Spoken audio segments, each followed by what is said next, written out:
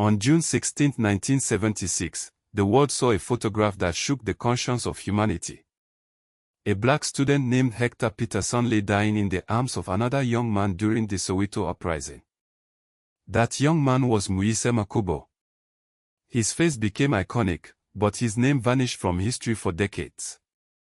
This erasure was not an accident. South Africa's apartheid regime systematically disappeared the architects of resistance. But long before Soweto, another man's legacy was being deliberately buried. Suleiman Tshakisho Plaatje.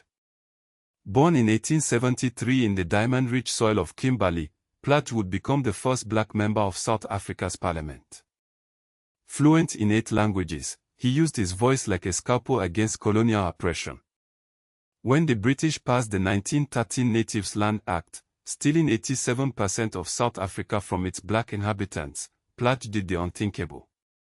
He sailed to London with a delegation, demanding an audience with King George V.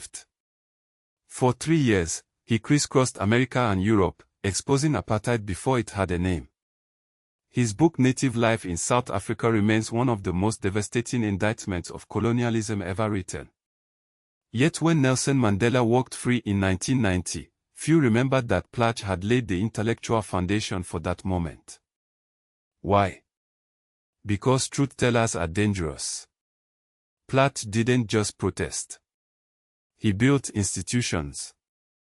He co-founded the African National Congress. He created the first black-run newspaper, Koranta Ie Bikona. He preserved Setswana folklore when the state sought to erase indigenous knowledge. And he did it all while British authorities called him the most dangerous black man in Africa. His weapon? A typewriter. His battlefield? The court of global opinion. When he died in 1932, the apartheid regime breathed a sigh of relief. They thought they'd buried his ideas with his body. They were wrong. Today, as South Africa grapples with land reform and racial justice, Plaatje's ghost whispers from the pages of his forgotten manifesto. This is not just history. It's a roadmap for liberation.